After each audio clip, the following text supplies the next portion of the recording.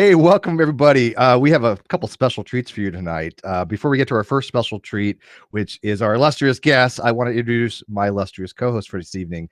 As you guys may know, Kyle is on vacation. He is flying back to North Carolina tonight. He was been snowed in, and I guess weather conditions precluded him the ability to flying home. So he is going home tonight. But I have got a special co-host tonight. I got Skylar Fiction for us all. Skylar, what up, buddy? Hey, it's been a while. What's up, everybody? It has been a while, but I'm super excited to be here this evening. He is too. I mean, I'm not even kidding. Before we went on live, Skylar was like a kid in a candy store. He was so anticipating this particular discussion. So I'm thrilled to have you with us, Skylar. Anything you want to update real quick? It's been a while since you joined us. So you want to tell us about your channel, what's been going on with you? And you've had a few unique guests and discussions on your channel recently, I've noticed. Yeah, we've had some really good stuff. For any of you who don't know, I'm Skylar Fiction. Just go on YouTube, just type Skylar Fiction, you'll find me.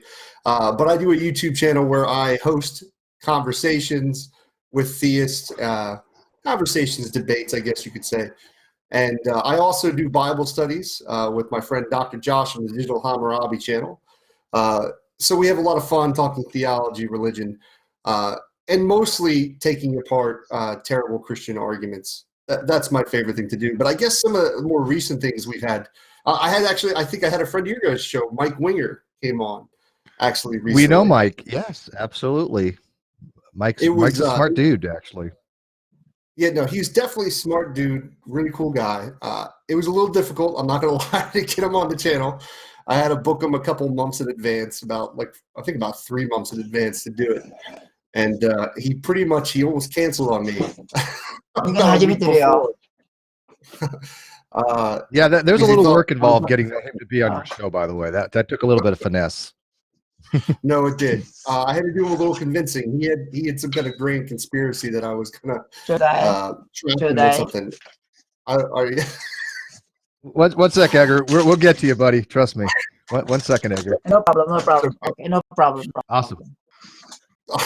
Let's keep hearing. Edgar's dying to get this going as well. See, he's excited, Skylar. He's got the energy tonight. Maybe Edgar will be the one who gets the best of me tonight. It'll be the night that happens. But no, that's I just appreciate the fans, people watching, stuff like that. NonSequitur has always supported me and brought me on. Especially the Psi 10 thing, which was actually the last time I was on here is when I had a conversation with Psi 10 when you did that debate roulette. And I think that turned out really, really well too. Mm-hmm. I think you need to do that more often, man. You should get more celebrity kind of like Christian apologists on here. We will be doing more. Yeah, we'll be doing more of that. The problem with debate roulette takes a lot more preparation to set up than people realize. It's actually a multiple step process to make that debate roulette happen. So, but we'll do those at probably near the end of the month. We're booked until at least the 3rd or 4th week of this month. So when we have an open spot, maybe we can get a debate roulette going. Those are fun, though, right? No, I try to finagle my way on it every time the thing happens. No, they're the best. I mean, what a great idea! The idea that you just we have, people who watch it and they want to debate can just come on. We choose a topic, go one-on-one, and and leave satisfied, right? Like I think the conversation has been pretty good so far too. Not a lot of dumpster fires, at least the ones. Oh, they've been great. So I'm so surprised people come in and on the fly talk about the certain things. Now, I have brought up to Kyle a new segment that I want to do. It's going to be speed debating, and basically you have 5 minutes to make your argument, and it's to the death. The loser has to commit Harry Carey. So I figured we'll make it a little bit interesting. We'll call it a new form of blood sports. I mean, I think if you really have that, sort of Damocles hanging over your head that you have to like commit suicide if you lose, I think it's going to add for a little more. Formal and honest discussions, right? I think people are going to be wanting to win. I would, but unfortunately, so. I think that YouTube was not fond of that idea, and so I don't think that we can make that happen. It's such a shame, though. I thought speed debating would have been awesome, right? So, to the death, of course. But anyways, Tyler, let's get. You mind if we jump right into this with our illustrious scientist here? Awesome. So tonight, if you guys do not know, we have Mr. Intelligent Design. Mr. Intelligent Design is one of the preeminent scientists on the planet. To give you a little basic overview for him, he's the discoverer of the real and new intelligence in reality and science. He's also the founder and father of the new Intelligent Design, the old Intelligent Design being endorsed by the Discovery Institute. Most people need to earn a degree, but Edgar here was born with a civil engineering degree, which makes him a very special person. He's also a freelance scientist and a freelance discoverer in science, and science freelance discoverer in science. And he has many YouTube videos which he lectures and shares his ideas freely about the real intelligence. Mr. Intelligent Design, welcome to the Non-Sequitur Show. Actually, welcome back. You were on here once before, weren't you? Or was that on my channel? I don't remember. Were you on this one? I can't recall. Well, plus your channel, the great It was my channel. Okay. community. All right. Last year you had. You're a little bit choppy still. Unfortunately, Mr. Intelligent Design is joining us from Japan, where they don't have the best internet connection, I don't think. So we might have to reset that real quick. But Edgar, if you can hear us, try to tell the audience about you and your brilliant ideas and your books and the new intelligence that you've discovered, which is revolutionary. Okay, so sorry, I have a slide actually, and now that is finished for the change to be PDF, and I will be sending you so that you can open it. And as again, the founder of the New Intelligent Design. I discovered the New Intelligent Design, and I think today for myself, this is the history for myself because I think I nailed the topic of intelligence, and you nailed it. yeah, I nailed it. You nailed it. So wait, so you have 6 guide. books on this topic, right? Yeah, you're sending us something, but unfortunately, I think it's cutting down your bandwidth, and it's causing you to be very robot-y and choppy, and it's hard for anybody to actually understand what you're saying because one, it doesn't usually make any sense, but two, it's the fact that if you're trying to download something while you're doing this on air, it's going to cut down your bandwidth in your CPU, and it's going to cause you to clip like you've been doing. So make sure you're not running anything in the background. I'm just trying to send my my PDF file to you so that I could talk to you more about my science, because I've already written everything in that PDF file. Wait, okay, I got the NonSequitur Show. Okay, I'll while send you're you doing Steve. that, okay, send it to me. I'll send it to Dave. And while you're doing that, Skylar, you've had a few discussions with our illustrious guest here, have you not? A few. He's showed up a couple of times on my channel to have a couple bits of dialogue. Can I say that they were fruitful? Probably not. Did I learn anything? Probably not either. I probably usually, and I'm not shitting you on this, but we probably usually last about 20 minutes before I kind of let him go on his way, on his own journey in life, because it's, I don't know, maybe it's just something I'm missing. Maybe this will be the night that I understand what Mr. Intelligence is arguing. I'm hoping that's the night. We're going to try. We're going to try to bring you guys closer together. And so maybe he can explain it in a way that we can all kind of understand at this time. Now, I will say this. Now, Mr. Intelligent Line, now you do think that you should win a Nobel Prize for your work on this, right? I mean, let's just get this out of the way. You think that this is going to be revolutionary and that the Nobel Committee should have already given you at least 1 or 2, right? Send it through the mail or something to you? Yeah, I think because I will be changing the whole scientific community. I will be replacing evolution. I will be nailing intelligence, and I will be helping our science in physics, in cosmology, in astronomy, in quantum mechanics, in education, and manufacturing companies, and everyday life, because intelligence has a broad implication. So in science, I think science must change. I think it will change. Okay. So I hope I've already sent you my PDF file. Maybe please you can open that and help me to share my. I'm going to send it to Dave right now, actually. Okay, please. Can I ask what would you see as the biggest flaw in our scientific community right now that your information or your intelligence will change? Good. The first flaw, the main and the worst flaw, FLAW, that our science have now is that we had the wrong point of reference. We have the wrong basis of explaining reality. When you have a wrong point of reference, when you explain in biology, when you explain physics, when you explain cosmology, when you explain astronomy, when you explain philosophy, you will have a wrong explanation. So And what that's is why that wrong? in a What is that wrong explanation? Like, what is the reference? What are we referencing incorrectly in the scientific community? so for example, in our scientific community, we are assuming that there is no such kind of intelligence or no intention or no importance in reality. I don't know if that's If true. you assume, Or well, why would we assume that? I hope that we have, but we don't have.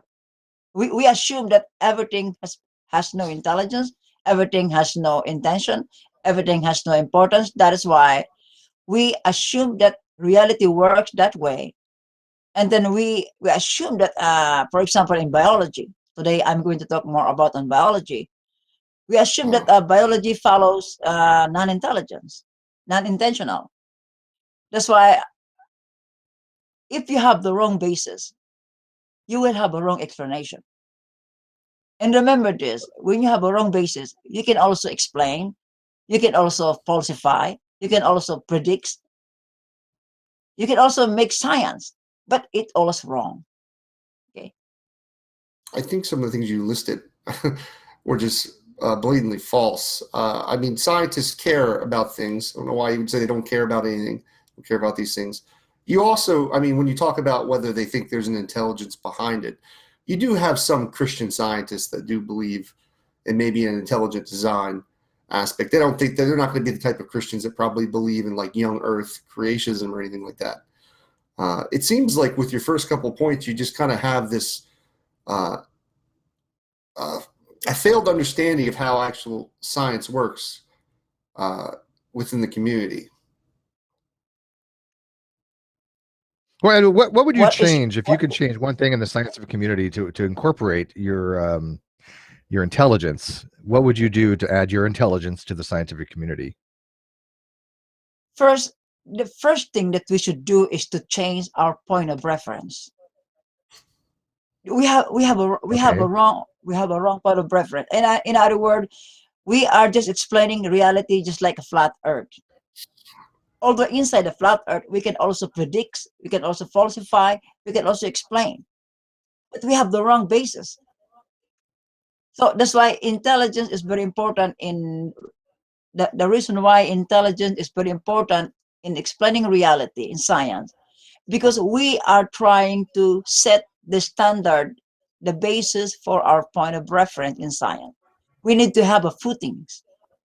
If we have the wrong footings in science, you have a wrong explanation. That's why I So let hope me that ask my you. I mean, slide. well, hang on. Edgar, let me ask you. Okay, like for example, like Skylar here. Skylar has intelligence, right? He's not an idiot, contrary to what a lot of people have said about him. He's a pretty smart dude. So if he wanted to change his perspective and start from a different paradigm, how would you recommend for Skylar to do this to incorporate your thesis here? We could even try a little experiment. I'll try it for a moment and see how it Yeah, I works mean, out. speaking of experiments, I have it ready too. I'm ready to go with this. So I've got your experiment here ready to go, Edgar. I want to be intelligent, so I have it here. I figured it out. Look at, I can stick it in the hole. So I'm intelligent. So I got it here ready. So if you maybe we can incorporate this, and you can tell Skylar how to take it from a different position. I don't know. Whatever, we'll figure it I, out. I did have success in life, actually, Steve, with an egg and a roll of toilet paper one time. I don't know if they still do these in schools, but remember when you used to have to drop, you'd have to find a way to protect an egg from cracking, and you would drop it off a building as like a science Yeah, experiment. I don't know if you're still. exactly. You drop it on So it. so what I did in order to create a box that would not break the egg is I actually just stuck the egg in a roll of toilet paper, just like that, and then just stuck it in a box and dropped it off. And my egg was safe. So maybe that was something. Intelligence. So maybe this will somehow tie back to earlier in my life, and I'll have an epiphany right now, and I'll really like change my worldview here. So what is it? So what would I do? What can we do right now? Help us out here, Edgar. I'm ready to go, man. I'll stick it in any way you want. Please, can you show my slide? If somebody could show my slide, Dave. Oh, okay. Okay. While he's doing that, now I guess I'm gonna take a sheet off. Is that? I don't want to make too big a mess, but if I take a sheet off like this, Edgar, and so. How do you recommend that I show intelligence this way? I'm working on this, and people may not know about you and your experiment. Can you explain your egg drop experiment to people so they don't think I'm a lunatic just showing toilet paper and eggs on a show for some reason? Well, actually, it's tissue paper, but you can use any paper if you want. I used tissue paper, and the experiment actually was designed. The experiment was designed to show principle of intelligence. If intelligence is problem solution or problem solution solution. Problem solution solution, right? I mean, let's make sure we get it right. It's problem solution solution, right? No, because that's why problem the old solution. one No, it's problem solution solution. See, I'm trying to interpret you because I'm familiar with your thesis here. So it's problem solution solution. Yeah. Try to say that 5 times fast. Right? Oh, well, yeah, the real intelligence is problem solution solution. But see, I know that I got the real intelligence with you, man. Yeah, I'm with you. Okay, please. Hi, Dave. What do you got for us? Please. Do you have the problem or the solution to the solution? Awesome. Do you want to narrate this? Yeah, I will narrate it. Okay. Oh, this is my slide. Next page, please.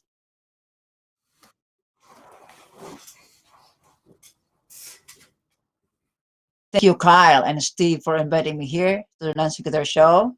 I will become successful, and I know I will, but not on this generation, until third, probably. Can you see that? Okay.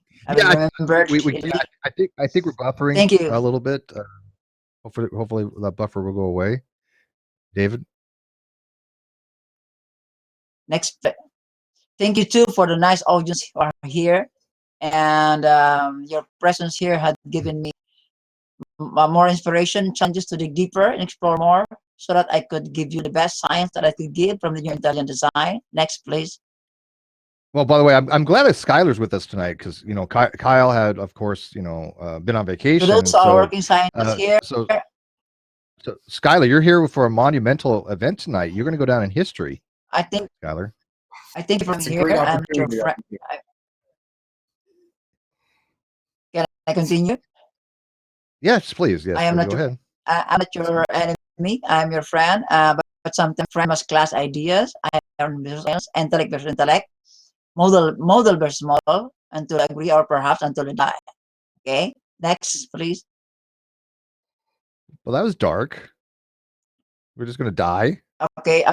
Please, let's support the show. Okay. Next, please. I am the discoverer of the real and universal topic of intelligence, and I've said a while ago. Next, please.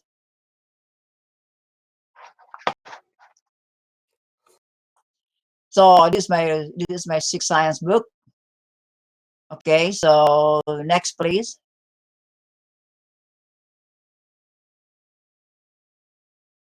So many people are asking me, did I peer review my manuscript? I did send my manuscript for the peer review, and one of the comments is that this is certainly a provocative and interesting manuscript, and but they did not publish it. Okay, so why? Next, please. The reason why they did not publish it because once they publish it and people scientists are going to believe and accept it, it will be the end of all science. So it will be the end of all science, and I think they don't want to end the science for them. Next, please. Well, one sec. So this says peer review. Can you kind of tell me what you meant by that?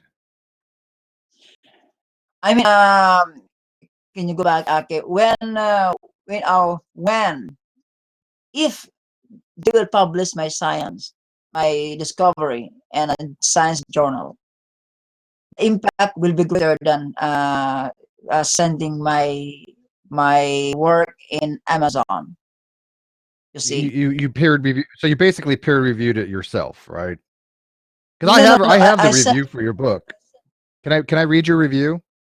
Because I mean, oh yeah, the audience has to understand you are so brilliant that nobody since nobody understands what you write that much because it's so above everybody's level. You are the only person qualified to review your own book, right? And you wrote a review, and I'm gonna read. This is actually your words, your review. So hopefully people can understand it. Edgar writes to review his work. When Einstein had shared his new discoveries on 1905, you mean in 1905? No one had ever understood him. No one knew him. Although on his time-space journals were not clinging to religious practices like our generations, he has easily easily submitted his new discoveries to those journals, even though no one could understand him. He has waited many years for the world to know his new discoveries. Einstein waited hopelessly. So you just don't want to wait any longer, and you basically want people to recognize your genius while you're alive, right? well, actually, I want to help humanity, not for me. My first goal is to help humanity. Of course, my family first. Mm-hmm. In this slide, I will show you why I am persistent in this. First, I want to help my family, my children.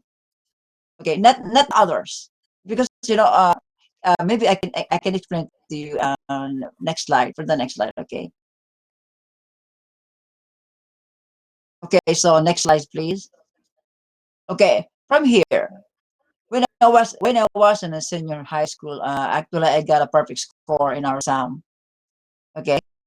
Next, please. Wait. So on one test, you actually got a perfect score when you're in high school. That's an Yes. accomplishment. Yes. I'm Yes.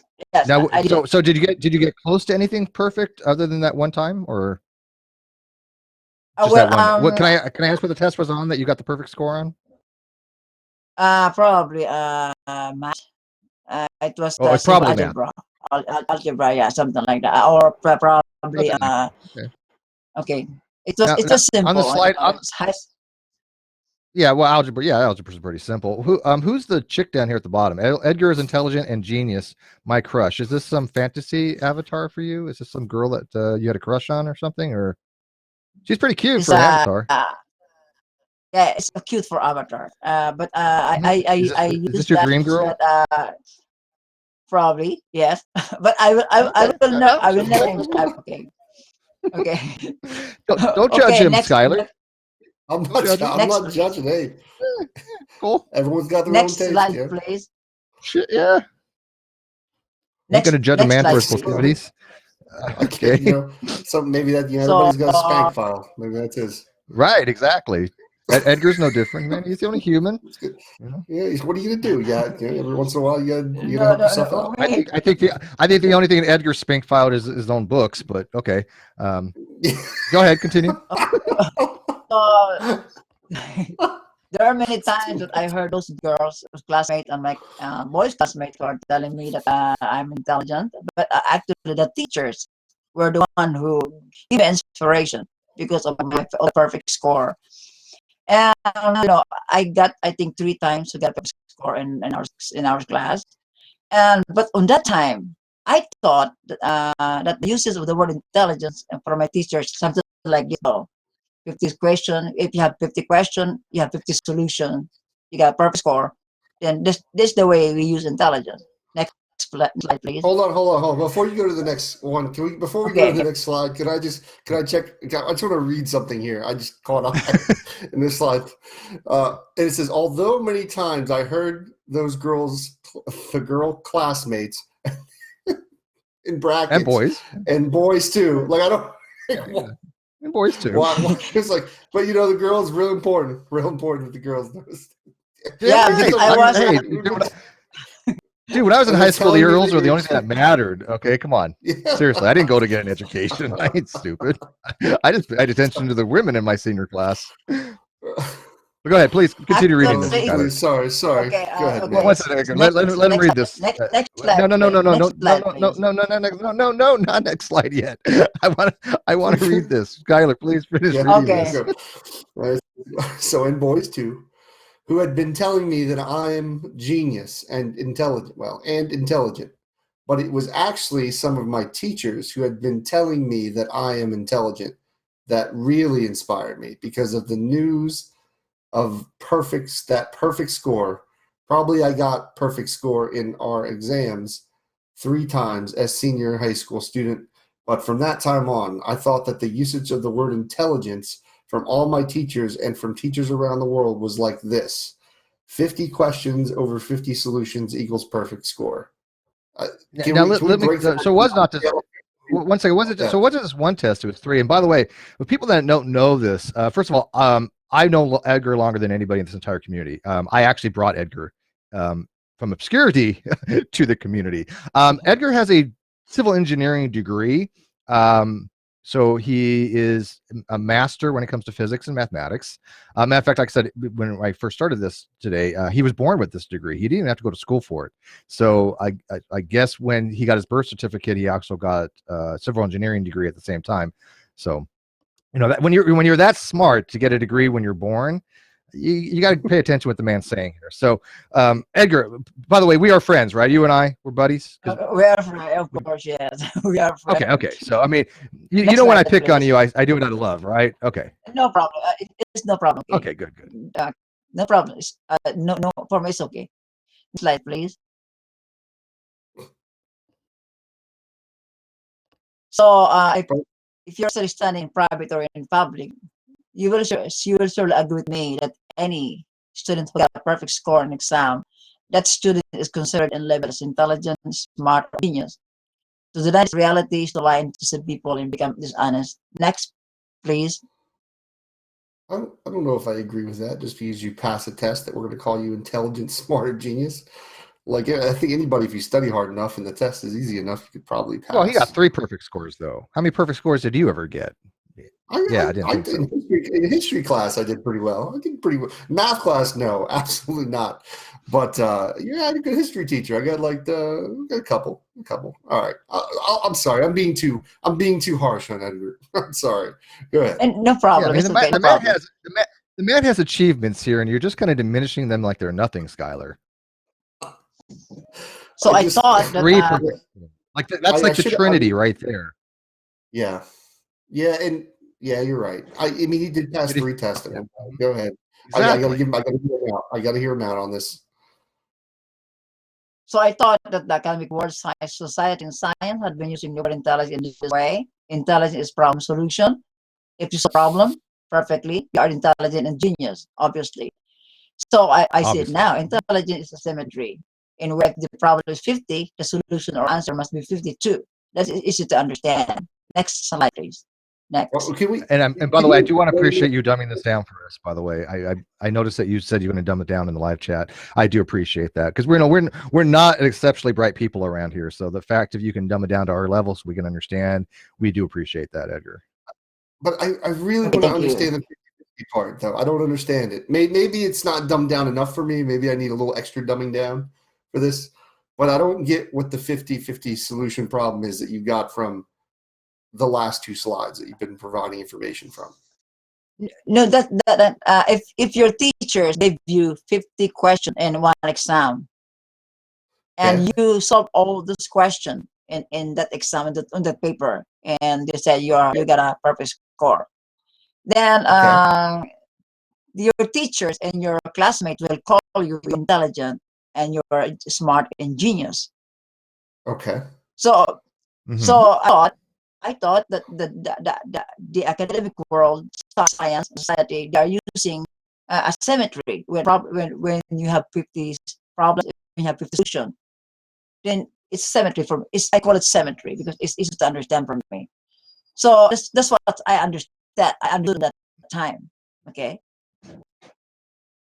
Okay. So next, please. Next, please. Okay. So is it possible to have 50 problems but like 60 solutions, like an over unity? Oh, that's a good Well, question. Yeah, because you have more than because multiple the solutions to the problem. Yeah, because uh, probability. I mean, in your mathematics, probability goes to actually 3, right? So instead of being in the range of 0 to 1, you can have a probability of 3, at 1.4 actually to 3 using supernatural causations. So if that's the case, if you have 50 problems, can you have 60 solutions? Would that be intelligent? well, I call it intelligence or important. Uh, uh, Intelligence, yeah, because you have above the problem. So here, the reason why I'm okay, because of the symmetrical definition of intelligence of problem solution, almost all biologists and the like, they thought that all animals, including humans, could also achieve intelligence at or level of intelligence. For example, the weaver's problem is nest, so it makes nest.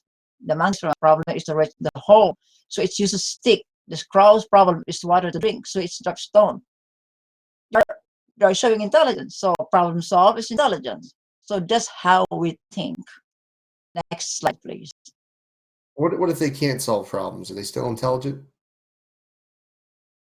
They failed. No, they are not intelligent because they cannot solve. They failed. Okay. They're just dumb. Yeah, they can't. If you can't solve a simple problem, you're just dumb. Okay. Can So something be alive? Can something be alive and unintelligent? I guess so by that definition. Yeah. Have you met a flat earther? That's true. Mhm. Yeah, that's very true. Fair enough. okay, Fair point. I hope that I could play this video, but I think I cannot. But this person that I'm showing you is Marcus Hutter.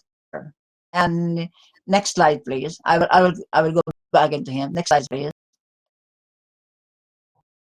So because of teachers or because of my academic experience, I thought, please don't laugh to me that if I defined you now intelligence is problem solution. Intelligence act and symmetric phenomenon.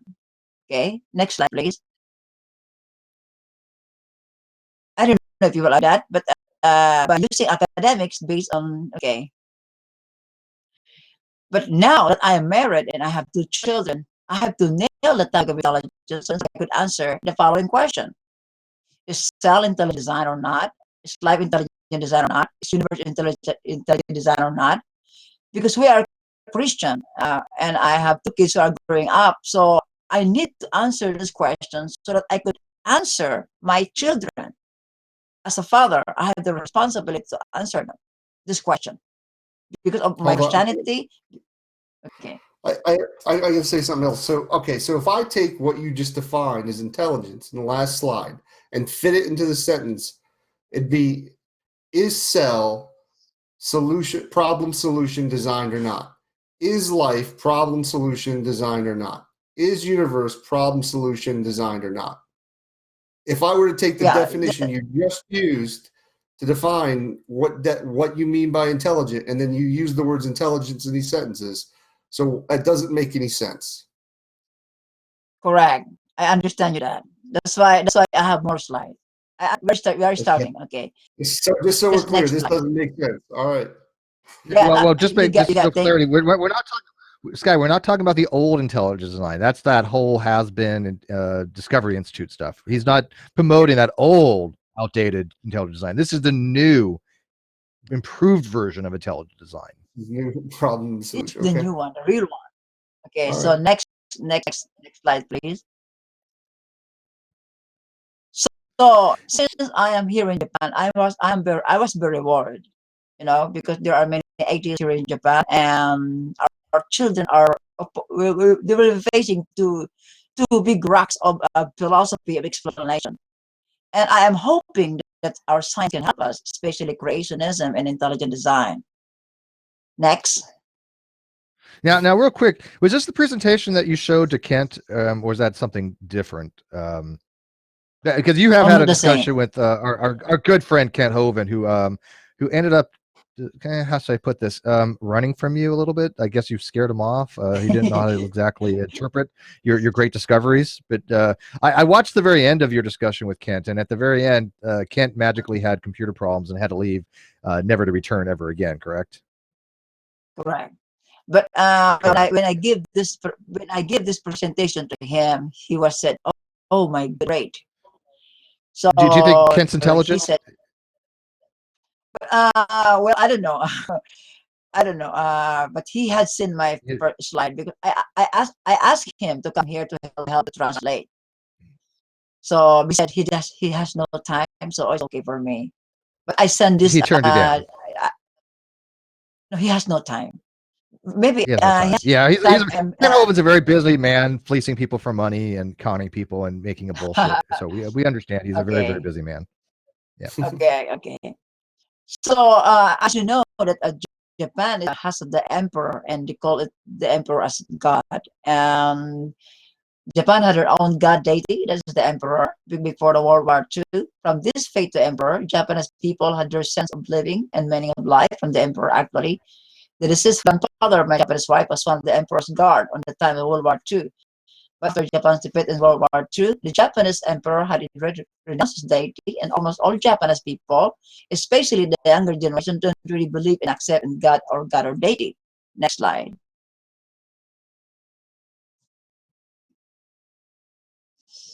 And if you are an atheist, the news that the Japanese people there are many atheists in Japan, you're very happy for you. But for me, who was a Christian, that is a disaster.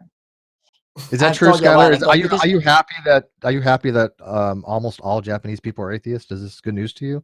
Is this the good news that's talked about in the Bible? Well, it does make me feel a little warm inside. Just a little bit of warm. You got that burning in the bosom feeling? It does. Okay. I know that kids aren't going to.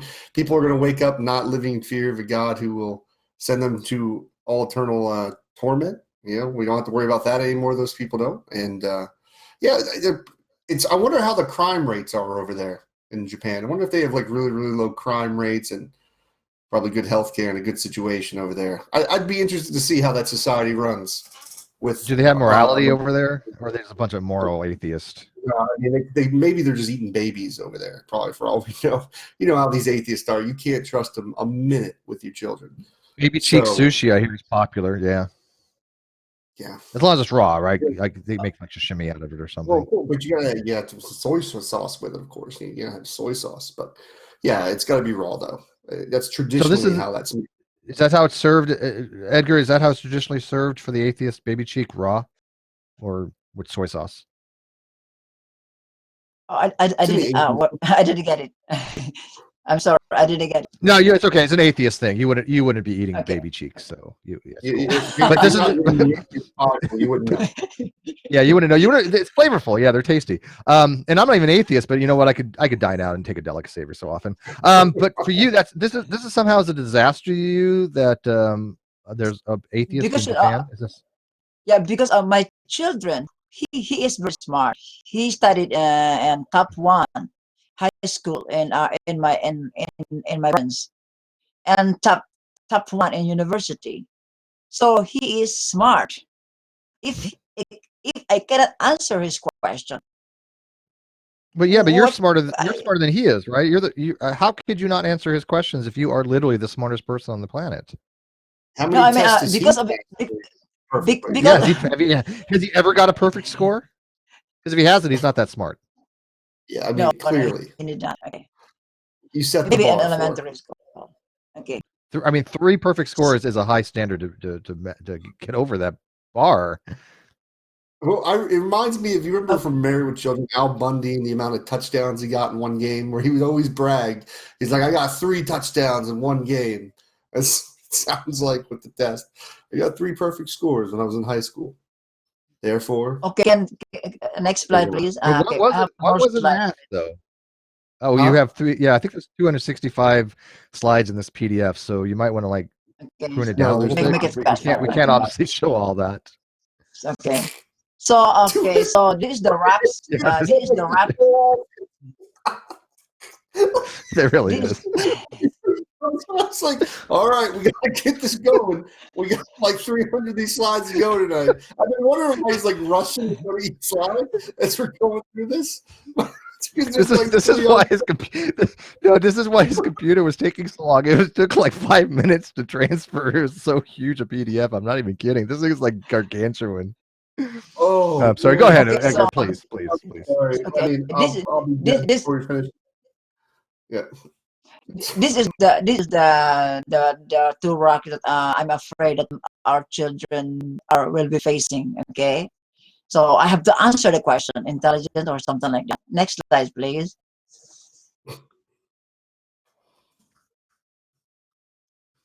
So that's why the good news for me in Japan is that many Japanese people are literate and they develop science, and I think science is as neutral to beliefs like in philosophy. That's why for me to nail the topic of intelligence or intentional or important in science is do or die. Not because of you, not of science, but because of my family. Okay, I have my family is my first concern. My children, my child. Okay, next slide, please.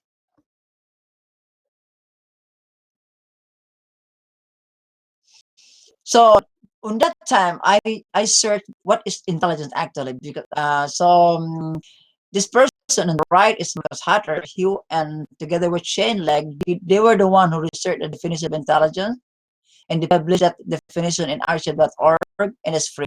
So they have 70 definition of intelligence and the other one. Next slide, please. So we have 71 definition of intelligence for 2,000 years of our science. For our human, from the Greeks, from the Romans until now, we have probably 80. Next slide, please. So next slide, please. These are the collection of definitions of intelligence from archive.org. You can check out. Next slide, please.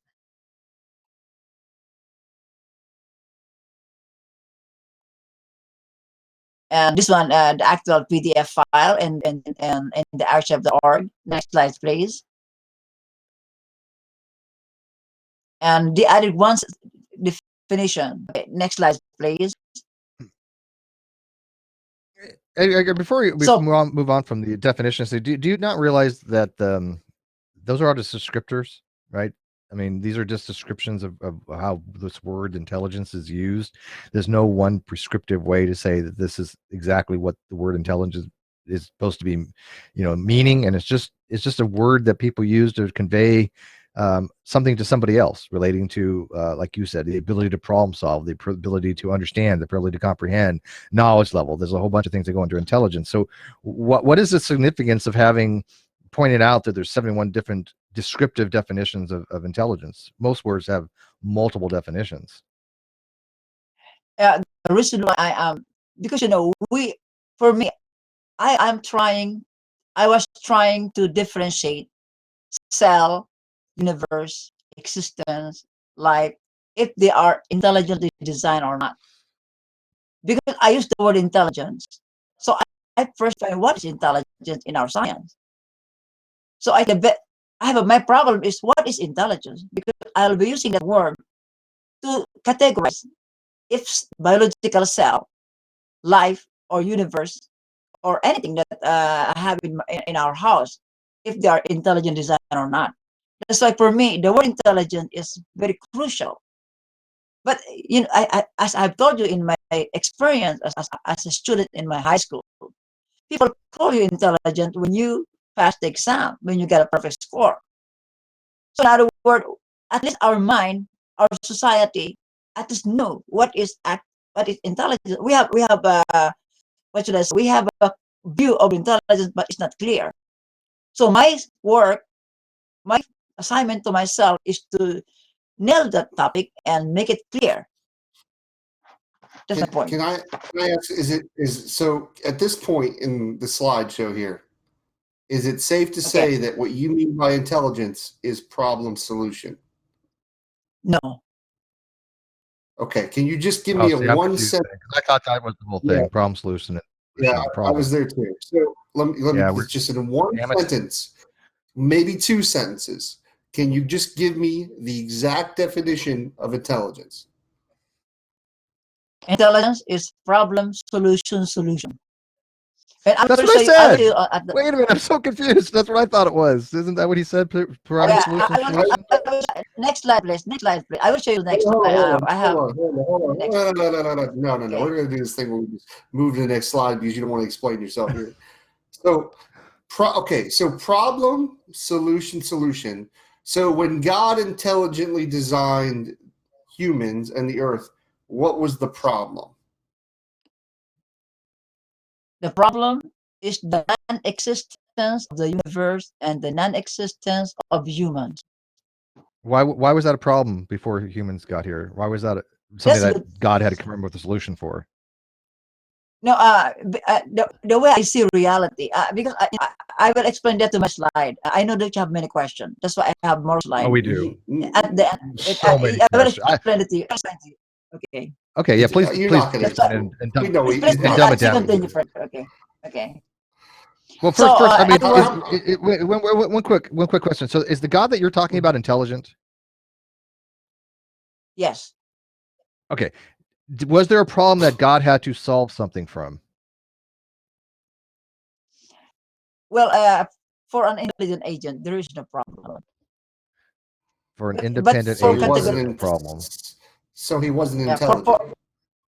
So if No, because he wasn't intelligent, if he doesn't possess any problem solving ability, I mean, if he's all knowing or has a deity or whatever, then how is it God is intelligent if he doesn't have any problem solving abilities? See, there was a first of all, I don't know what the problem was. I don't know what the solution was by creating humans to a problem that seems to be non-existent to begin with.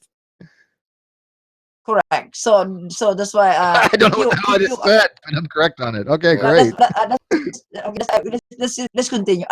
You will know eventually what everything that your question. Please continue. We have more Sure. I slides don't believe to you. go. So okay, yeah, so but let's go for I'm it. more confused, but I think I'm going to leave. But so let's see. We should hear it. the other slide I showed to you, it was the number 71 definition from Marcus Hutter and Shane Legg, who define intelligence as ability to achieve goal and the word problem solution. So after that, I decided to myself that I'm going to solve the problem of solve the topic of intelligence between me and reality. Okay, I must know the experiment. I must experiment to know intelligence. Next slide, please.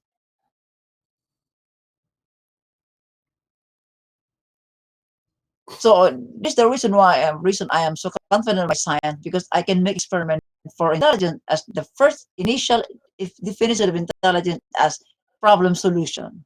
The next slide, please. Hang on though. You're just going next slide, and I'm just woefully confused here. What the hell the problem is? Well, I just want to say, like, first of all, as a presentation that you're giving to people, you don't, in your presentation, quote a picture of yourself when you could literally just say it to the audience and not put the slide in.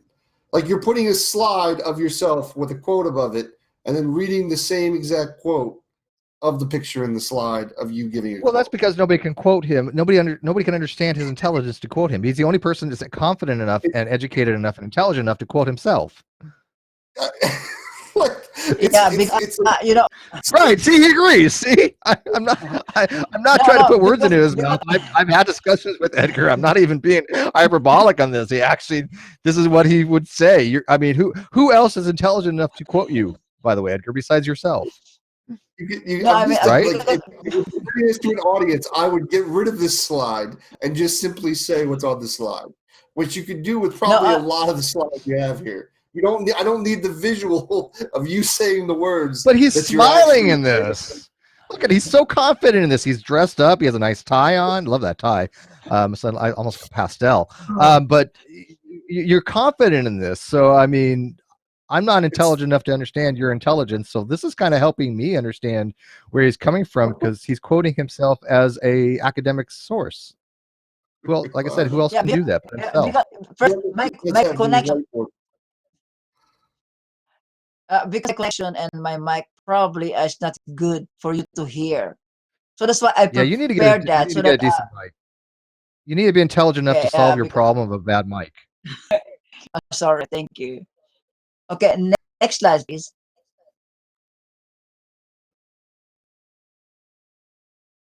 So this is my experiment. Okay, so drop an egg to a tissue paper, and this is the way I did it.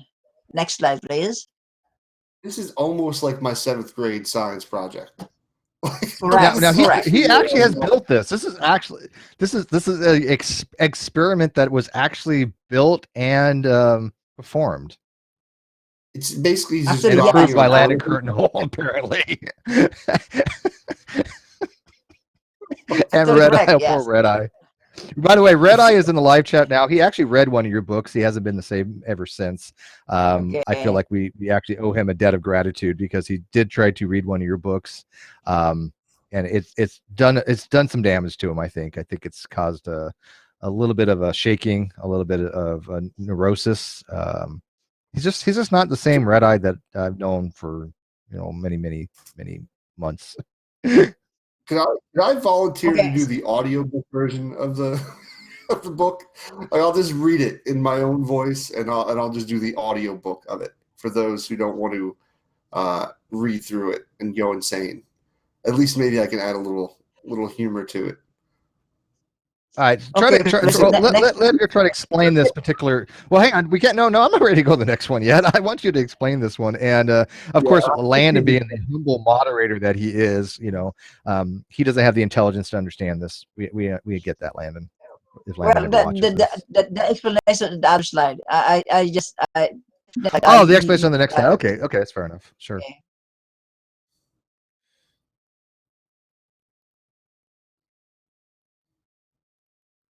Please, another Next slide, I slide. guess. Next slide, please. And next slide, please. This is the result. Now Next you slide, please. wait. You want to Okay. sell this box? This is something that you can actually Uh, sell. no, I just destroyed it just for fun. Okay, just for Oh, fun. just for I fun. just Okay. wrote that. Okay, so Okay. this is actually the result of my experiment, and I have 2, 4, 6, 8, 10, 9, 12, 8.5 sheets of tissue paper, and I achieved failure, success, success, success, success. Okay. So next slide, please.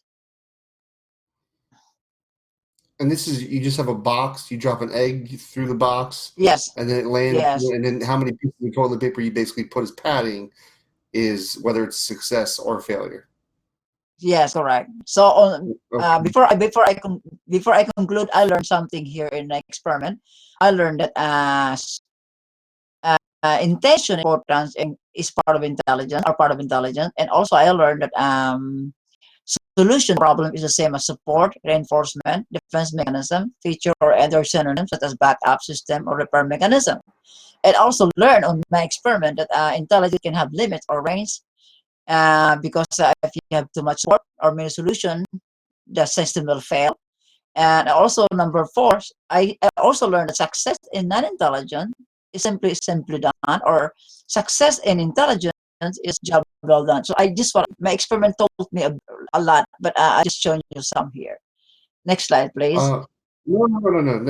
Don't go into this. We can't. This is a Okay. whole plethora of insanity on one piece of paper here.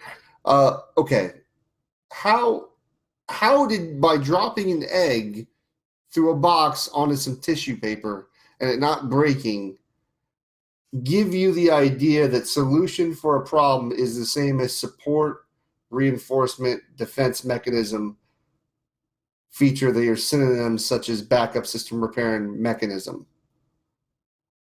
Yeah, because if okay, let's go back again to the egg. If you would like to, drop an egg to a tissue paper, and you don't want Yeah. egg to break, so you are Correct. going Yeah. to use more. You are going to use more tissue paper.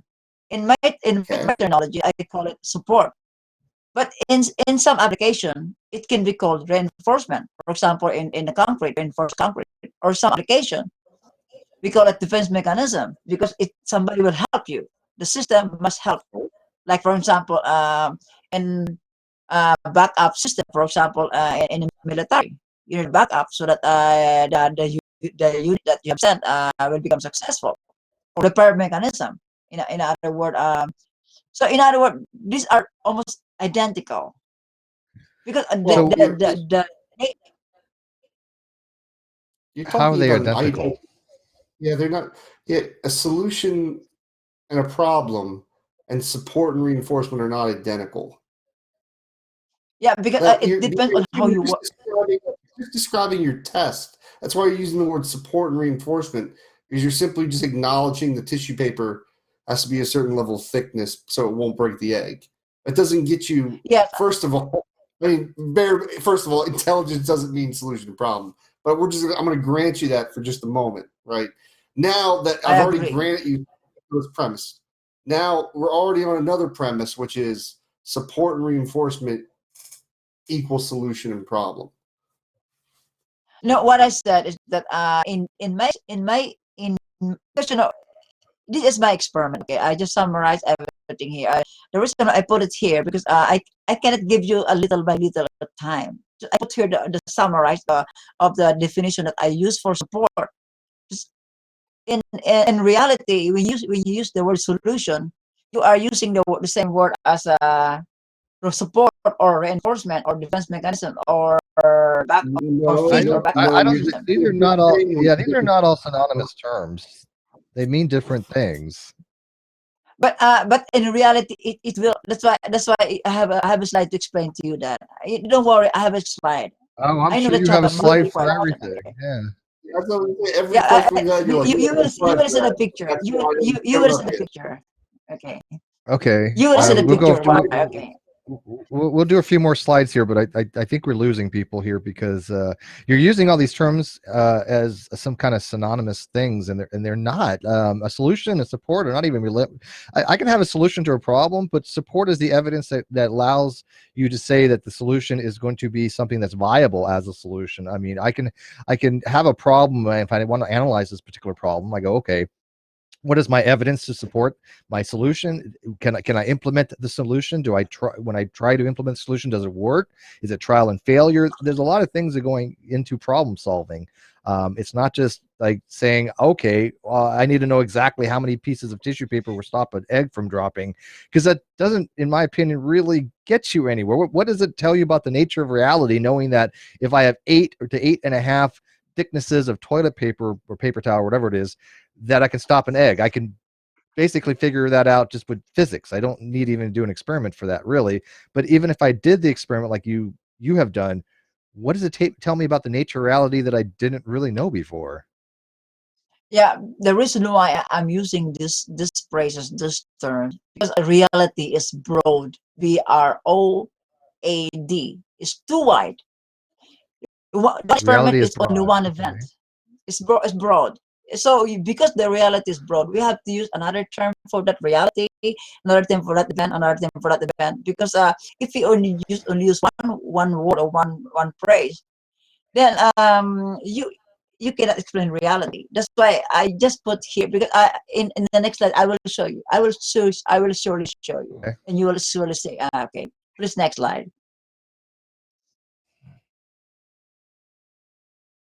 So I told you that this is the limit of intelligence. Okay, this is the top one is the natural probability. The middle is for instinct. The second is for probability of intelligence, and the last one is the importance. Okay, so this is what I've shown here. This is what I found in my in my in my analysis of nature. This one could be changed. Okay, Okay, so so next slide, I think please. wait, no, wait a minute, Okay, um, okay. I, I, I think I think we have to like look at this a little bit because we've had actually mathematicians on. I know Landon has talked to you about this. I know that you've been introduced to concepts from which go back to probability. There's a guy way back when, his name is Kolmogorov. He actually established certain things in probabilistic theory, and one of which Kolmogorov was talking about is that probabilities only could exist between 0 and 1, right? Natural probabilities, you're calling it here. You're positing, though, Yes. for other things, for some reason, by combining instinct and supernatural causation, you can have probabilities higher than 1, right? So you can have something between 1 and 3, which is basically saying not only is it 100% chance of something happening, but there's a 300% chance of it happening. Can you explain to people what the hell's the difference between a supposed 300% chance and a 100% chance? Well, because as we know, I told you a while ago that not nature uses we never I never yet define here intelligence. Okay, the reason why you will never understand it because I will never yet define to intelligence. But intelligence is above, it has more solution. Okay, has more solution. In here, in natural probability, you have only one solution because you have only one success.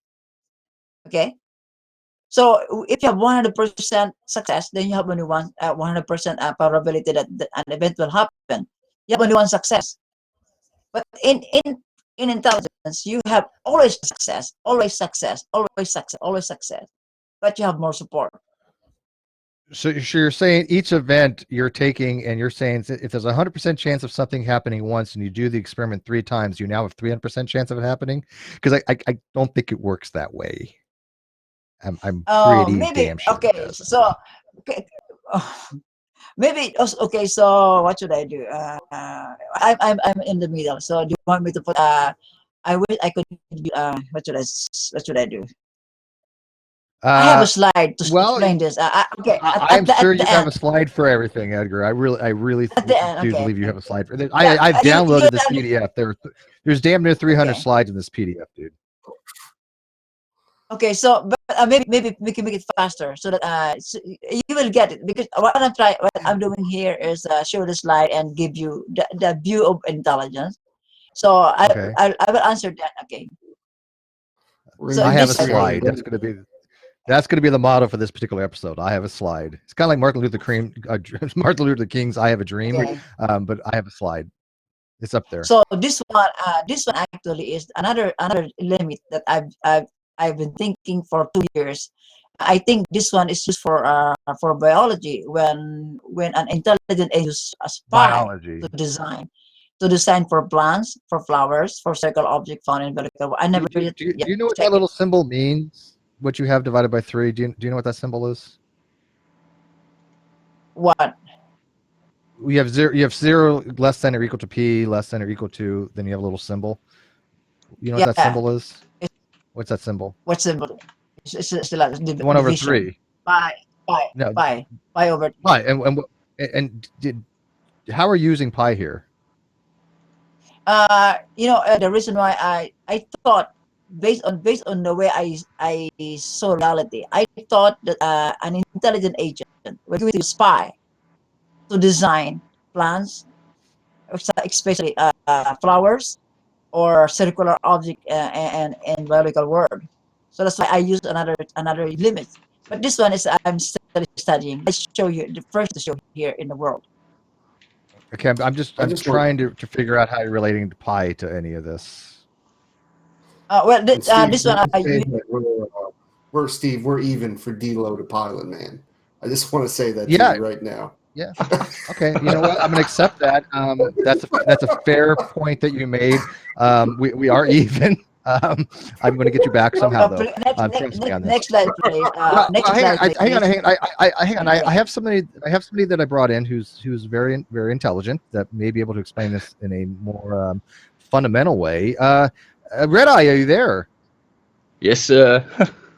You are one of the smartest people I know. That and by the way, you've read his literature.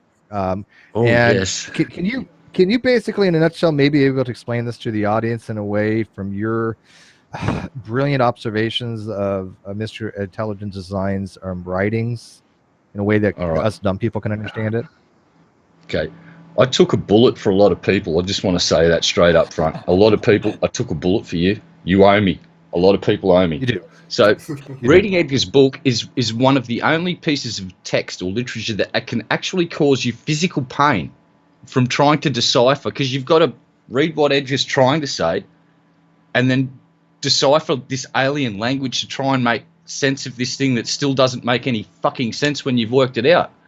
And you don't need to reject the 70 odd definitions of intelligence in the book, and you reject them all. 71. 71. It's 71. He came. Yeah, 71. It just blows my mind. And for over a year now, I've just been listening to you talk nonsense. You've had Leonard Kirtnall for 5 hours in a hangout, and you got him to the point where he got frustrated. I've never seen that happen before or since. You need to just get everything that you've worked on, Edgar, and drop it in the fucking bin and start again, mate, because there's no one on this planet's agreed with you yet. Not one single fucking person, mate. And I don't want to sound rude, but your books are utter garbage, and I wouldn't put them in my kitty litter tray for my cat to shit on. Sorry, mate. No problem. Edgar, let me ask you. Okay. I want to ask you a question, and I know we're going to be a little harsh here, but it's out of tough love. You do agree that nobody on the planet has agreed with you on anything, right? Not a single solitary human being has ever agreed with you on any of this, correct? Because they never understand. I'm not yet finished. I never yet I never defined the definition of intelligence. I never Okay, yet well, give fair you enough. But so yeah. But the fact remains. How Hang on. could you The fact understand? remains. Okay. Hang on, Edgar. The fact remains. Let's kind of keep it simple here. We're not very intelligent people here. The fact remains that nobody on the planet, not a single person, including Landon Kirtnall, who's pretty good at mathematics. I mean, he's probably one of the leading mathematicians in the entire world in some regards. Excuse me. Nobody has agreed with you, correct? Of course, he's wrong. He's wrong in Okay. the reality about intelligence. So why should I follow them? If they were wrong about intelligence. Why should I take the words? Okay. Why? Okay. Well, let's look at this probabilistically. Since you like probabilities, what's the odds of you think would be the case where the entire 7 billion people on the planet who would probably disagree with you, as opposed to you being the only person on the planet that's correct? What do you think probabilistically? 300%. His answer will be 300% probability, because he thinks that's a fucking thing, don't you, Edgar? You've said that to Landon, that 300% probability, which is you don't even measure. Just think about that for a second. Just think about it for a second. 300% probability of something happening. That's a golf clap for you, all the way from Australia. Can you hear it? If you use intelligence probability, yes, 200%. But you know about that there's because probability is measured in between a range of 0 and 1. Okay, so the only time you get 300% probability is when you watch Hitchhiker's Guide to the fucking Galaxy, mate. You got the probability drive in play. That's it. Sorry. The improbability drive. Yeah. Please, I understand that. I understand natural probability is 1. That's why I have a slide to show you. Maybe go back again the slide. What is non-natural probability though? And then that's why. That's the reason why I'm telling the whole world that we are using natural probability. I agree that we have natural probability. I wrote that. But one thing that you cannot agree and you cannot accept that I added that for probability, for instinct, and for intelligence. Of course, you will never accept that. I understand that, but that is reality. What should I do? No, it's not reality. That's your reality. You've rejected reality and substitute it with your own fucking special version, mate. Just like certain other people. I do it all the time. It's great. But I take drugs to get to that state, mate. And then go, whee! And I always come back down to reality and go, wow, that was a good trip. You just seem to stay up in the clouds going... Are you upset that he gets to do this for like nothing? He doesn't have to spend any money on drugs. He can just naturally go into this nonsensical realm of bullshit. Oh God, I'd be a millionaire. I'd be so rich if I didn't have to spend money to get that high. Woo. Well, I mean, Edgar, there's just so many fundamentally things that are wrong, and you're in from start to finish, right? Now, I do know you well enough to know that you honestly believe this stuff. I'm not trolling you now. You do honestly believe this stuff. But we've been trying to tell you for the longest time, everything you believe is wrong. Everything you believe does not make any sense. Even the most craziest among us, even the ones like Ken Hovind, has left you in hanging, thinking that you're too out there even for him. Does this not resonate with you in some way that maybe it's the problem is with you, not with the other people? No, I'm not just finished in my slide, but if you will look at it, it's more slides. Meaning you because you know I understand your question. The topic is very difficult. I understand that, I understand that I am a newcomer. I don't think it's that understand that. difficult. No, it's No, difficult because probability if is not you that cannot difficult. you cannot accept it. It's difficult. It's hard to swallow. That's why even though Seven, it is hard to swallow, okay, even though it's roughly very hard to swallow, but 7 billion people, Edgar, on this planet right now. Roughly 7 billion. About the vast majority of I us can understand. understand basic concepts like Landon Curtin. Explain to me what a singularity looks like in space once there's a light source behind it. I understand that concept. The stuff in your book, it hurt my head trying to decipher what you were trying to say because you just don't get across the line, mate. This is the sad thing. And you just don't seem to get it. 7 billion of us and not one person agrees with you. What are the odds that you're Yeah, right and we're all fucking wrong? because we have 300%. 71 Oh, different that's right. I forgot. I understand. I understand, Red. I understand your problem. I understand your dismay. But what do you mean to do? Tell a lie? So you tell it to the world that intelligence is problem solution only? I cannot do that. You must go to reality and tell what is intelligent. Even whatever you want to do, I cannot deny the fact that intelligence is problem solution solution. Well, What do you mean it's to not do? a fact. Accept? It's not reality. Can I read some of the math that you have real quick for Okay. people that are not aware of this? And maybe Red Eye can translate. But you say T is equal to A implies A prime in X axis, while T equals A implies A prime in Y axis. T equals A implies A prime in Z axis. Can you kind of explain to Oh, that? gee, I've got a nosebleed. I've got to mop up the buckets of blood that are pouring out of my face. Just trying to. Well, he Oh, says, If I saw the in book again, because it's all code for stuff, and it's right, stuff this that is doesn't biblical make sense. Trinity. It doesn't belong in mathematics in the fucking first place. That's the whole problem. Well, hang on. What he's saying is, in the Christian biblical God is said to be Trinity. Thus, A can be both A prime, and A prime simultaneously at once, moving in space with three different directions and locations with simultaneous different time. If you, as the reader, might be inclined to question this assertion, Prostrato, by the way, not doxing you, people know your name, helpfully provides some math to support this, and then I just gave you the math. So this is somehow relating to you demonstrating the Trinitarian concept? now on that book, I supposed to be. I will not be discussing physics here, but since you asked the question, on that time, because I was trying to explain the formula for time. Okay, time is equals A. When A moves to space, it becomes A prime. That's how I define time. That's how Einstein defined time.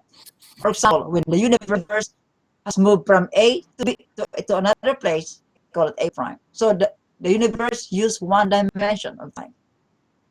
But what if what if an entity has two person, has two dual, something like, for example, a particle. So the entity has only one, but has two dual nature. So the particle will have a two dimension of time, x and y. If an entity has only one dimension of time, one nature, it will move only one dimension of time. But if God has three persons, it will move at three dimension of time, x, y, z. This I'm trying to I move in explain. three. Wait. Because, I move. Wait. I okay. can move in three dimensions. I can move X, Y, and Z. I'm not a god. I can even move temporally. I'm moving temporally right now. Right. So, I think what you're confusing is what's called transformations. When Einstein and physicists, which by the way you supposedly have a degree in civil engineering, I would expect you to have an understanding of transformations. But you can take what's called Galilean transformations and make any point of reference something else. And when you start moving towards the speed of light and you have Lorentz transformations, these things change from A to A prime because the point of reference you have is different from somebody else's point of reference. That's what relativity actually is saying. So you have a change in the observation between space-time, and they note that usually with A and then A prime. Is that somehow what you're relating to this concept? Yeah, because based on my experiment, okay, when you move, for example, this is my guitar tuner. This guitar tuner is here, and 0 second. When I move this one, then it becomes 1 second. So this guitar tuner consumes space and consumes time, right? So in other words, Well, I'm so sure. the best way to Yeah, but I'm just you changing understand the me? location. Yeah, this much I do. But Yeah, but I don't see where yeah, it's going. but even though you change your location, you are consuming space and you're consuming time because time is moving, right? So this Yes, A sure. become A prime. This A No, become no, A no, prime. no, no, no. How Usually you use A prime when you start moving towards. You have when you have Lorentz contraction taking place. When you start having relativistic effects, then you can start showing that there's a difference between the observation between one point of locality and another point. That's what they differentiate using A and usually A prime, because on your space time like journey, when you go off your y-axis for your space, that will be moving towards the 45-degree angle on a Minkowski diagram, a light cone. That's what they're noting as A prime, dude. You don't yeah, if you're just moving in a non-relativistic way, you're just relocating your x and y axis with a different origin. That's all. no, what I'm trying to explain in my science book and physics is that if you would like to know what is time, and the formula is if you have A, this one is called this That's one not is A. time. That's not time though. Time is the difference between states of entropic states of the universe. As entropy goes So up, times arrow what will be time in are that we, direction. Steve? What time are you talking about? The time used by the universe or the time used by particle? I'm going to go with them being the same thing. I mean, obviously, certain particles like Wait, photons don't wait, experience wait, no, time because on their the journey. universe is huge. Okay, the universe is huge. So are you saying the time is consumed by the I'm going to call it universe or the proper time time. consumed by particle? Let's use the term proper time. Proper time is what time I'm So experiencing. whose time? Whose time? Whose My time? time. What you're talking about? Because time, You and I are in the same time. You do understand that, right? We're for all practical purposes experience time at the same rate, Actually, Steve, right? I I'm mean, in your that's the proper future. time. Yeah, that's true. Yeah, so he's ahead of us, but oh, he's in Japan right so now. so the reason why it's very confusing because we in our It's science not that confusing, man. It's really not. I think you can make it a lot more difficult than it actually is. I think I've explained it in a well enough where even Skylar can understand it, and Skylar hates this shit. I do. Dearly. Yeah. So so Oh, can we go back into my slide? I have more to say. well, Before we don't do, really. You can we talk about okay. We don't want to do that, snooze-ons do for we? just a minute? Could yes, we please. talk about snooze-ons? You know, the photons when they're in the dark that go to sleep, that then gravity goes away. And see, here's the whole problem that we've got with that. Edgar, I've been to this place called Jenolan Caves. It's inside of a fucking mountain.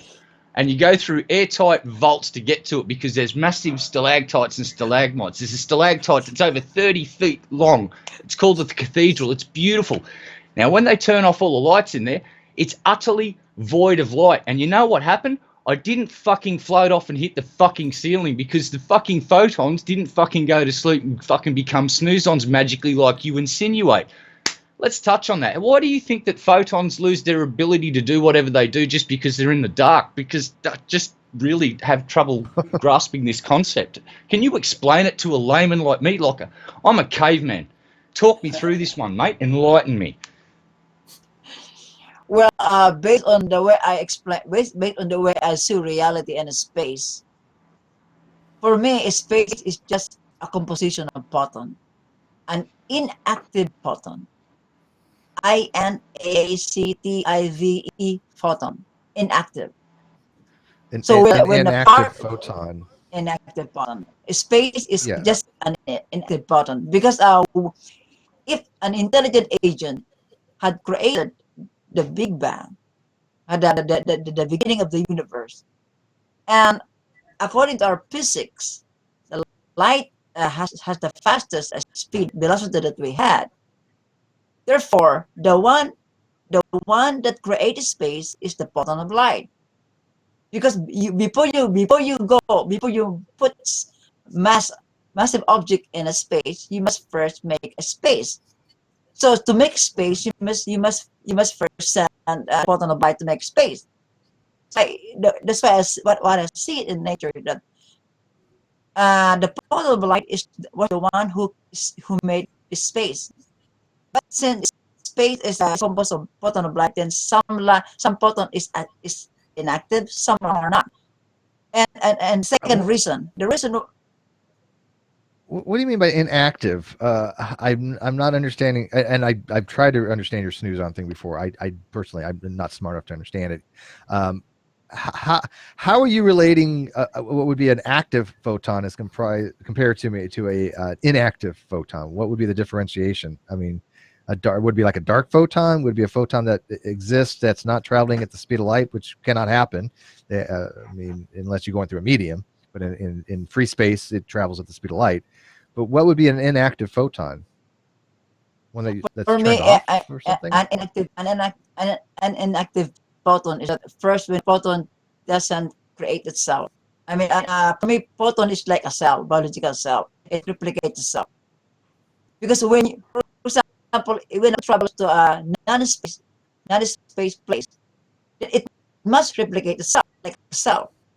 Because why would it need to replicate it? Okay, a photon. Let's just kind of dumb it down a little bit. A photon will leave an atom, right? Let's say that you have an orbital jump. An electron will go to a lower orbit of energy and releases that energy, and it goes off as a photon, and that photon travels, and that photon experiences no time in its travel path. It's instantly created and destroyed if it hits something. So as soon as we have a photon hitting our retina, to that photon, no time actually took place, right? But to our proper time, to my time, it could take billions of years, right? I mean, so you're saying that somehow in that travel path, in the experience of the photonic time, it replicated itself? What would that mean? Okay, let's go back again to the first when an agent create the universe from zero seconds to 0.001 second. On that time, there was no space. Okay, there was no space. So first, which create space? Does the particle Photons create don't space? create Does the space. electrons create? No, I mean Inflation because created you must the space. you must have a space to put your mass. For example, if you don't Right, have but a space, that's because of inflation and inflationary field. That wasn't because of photons. no, because when you say inflation, which nature, which element of nature did it? I know, No, I when I mean by understand inflation, I inflation. mean just after the origin of the universe was, inflation took over, and for a very few amount of time, very very minimal amount of time, inflation expanded the entire universe magnitudes of what it normally would be, and this is what one solution to the cosmic event horizon problem, the homogeny of the universe, and the fact that you have things so far away from each other they've never been in causal contact with each other. So how are they still at similar temperatures and similar constants? Is because inflationary theory is one of the things that resolves that particular thing. And by the way, Landon Kurt Noel and myself actually did a presentation on this very thing. That has nothing to do with photons at all. No, I mean, nothing. We need to visualize. You need to visualize when the universe starts from zero. There is no space. There is no mass. So assuming first we need to think which creates space. Because before you put mass in space, you must first have a space. In other words, before you put water in a bathtub, you must have first a bathtub, right? I repeat, before you All put right, a who water in a created your bathtub, creator then? you must. So in other words, I understand the inflation theory, but it never answered the question which originated space. So that's why Well, that does based. originate space. I mean, this is the whole point of the Big Bang cosmology, is that space was created, and then it's expanding, and in fact, not only expanding, it's actually accelerating at the same time. This is where the dark energy comes in, right? Dark energy supposedly is one of the way to resolve why space time is actually not just moving apart from each other, but things are moving away from each other. It's actually accelerating, which we didn't even know till a couple decades ago. Right. I just don't get what you mean by photons turn off. No. Photons are a type Okay. of particle in gauge theory. Okay. What I see is that we knew that when the light travels, it needs medium. to travel. Light doesn't need a It medium. needs- It creates its own medium. What medium? Light creates its own. The way light propagates, it's actually creating its own medium because of the way electromagnetic radiation works. It has if you look at the quantum wave packet, it has a leading edge. It has different parts of it, and that's actually creating its own medium by which it can propagate through. That's why you don't need ether That's theory why or anything like that. That's why I'm right. Which means when a light travels, it creates its own medium. That medium is the photon. The photon is the No. medium, and photon will travel. The photon, because in other words, that water can travel to water, air can travel to air. Then light can, Well, photon can the travel waves to travel light, through light water. A wave will propagate, right? A wave can propagate through water, correct? You have longitudinal, latitudinal waves. No, I mean the water. You can use water as a medium to travel to transfer water. Okay. Yeah, I Okay. can use water as a medium to transfer sound. I can use air to use as a medium to transfer sound using waves. Ooh. Yeah, I just don't see the practicality to any of this. It's not going to solve any problem in science. It's not going to have any understanding of science. It's not going to increase society's ability to do anything. I just see no practical value for any of this because it's just so nonsensical on so many different levels. Yeah, that's why how does your collective teachings help mankind in any way, shape, or form, other than give us headaches from trying to decipher your ramblings? Because I spent a few hours of my life that I utterly wasted getting a headache just deciphering your book, and it was a complete and utter waste of time because there was no benefit to it other than that was a pile of garbage, and he just used a whole bunch of different words and gave them new definitions and made it 3 times harder to convey his message across. Stop redefining words. Use the original words for their original meaning, and people won't have to decipher your hieroglyphic writings. And it'd be a little bit easier to comprehend the nonsense that you're trying to put across, because it's still going to be nonsense. That's the whole problem. And you've been told this by people like, I'm not pissing in Landon's pocket, but he's one of the smartest people I've ever fucking met. All right, he grasps concepts that I can't even begin to grasp. Okay, he took 6 hours to explain to me what a singularity looks like in space once it's got a light source behind it, but he finally got me across the line. But your books, no. You tried to explain that shit to 5 hours to one of the smartest men on the fucking planet, and it didn't register, not one bit. Kent Hovind, other side, let's go to the fucking other extreme. Kent Hovind listened to you and just went, no. He thought it was incredibly stupid. When Kent Hovind thinks you're fucking incredibly stupid, you need to step back and go, wow, I may be going down the wrong path here, because not only do the really smart people think I'm fucking wrong, the incredibly fucking moronic people also think I'm wrong. That's a big tell. That's a massive tell. If you were playing poker, I'd fucking cash out of the game and go home. You're done. I rest my case, Your Honour. I think he was trying to tell you, Edgar, is that and I mean that very seriously. Get rid of all this. You're done with this. I'm telling you. Nobody's ever going to take you seriously because there's something to be had here. Nobody's ever going to go, Edgar, you're the smartest person on the planet. What I think happened is that people have told you you're smarter than you actually really are, and you've taken that to heart and believe that for some strange reason. And I don't know what work you've actually done in these fields. You claim to be a civil engineer. When we ask you questions about any kind of basic understanding of engineering, you draw a complete blank. You didn't know basic calculus. You didn't know basic algebra. We are going to be reading super chats here soon, and some of these questions are questions I've asked you in the past, and I still don't think you've even bothered to go look up any of this stuff. But we are kind of running out of time. We're at the 90-minute mark. I do want to get the super chats in, and I think Red, I summed it up the best anybody possibly could. When you can't even get Landon Kurt Knoll, which, again, not to stroke his ego, but he is one of the smartest people I know as well. If he can't understand a damn thing you're saying, then I think that the problem is residing in the fact that what you're saying is absolutely nonsensical from start to finish. Yeah, and I'll just want to add really quickly, Skylar I've watched a lot of Skylar's videos, and he's talked to some very interesting characters, and he is also a very intelligent person that can grasp some very complex concepts. And I'm pretty sure he's about at the same level of me on registering an understanding of your intelligent design work. Just your time would be way better spent with your family, your friends, your hobby, playing that beautiful guitar behind you. Anything else but this intelligent design shit, mate. You're pissing time up against the wall. It would be better spent doing other things. And your family and friends would probably love to hang out with you, mate. And I'll leave it at that. I'm trying to end on a nice note. Would he, Well, listen, if he forms a band, wait, if you form a band and you practice your guitar, I'll even play with you. You know what? We'll promote you on that end, right?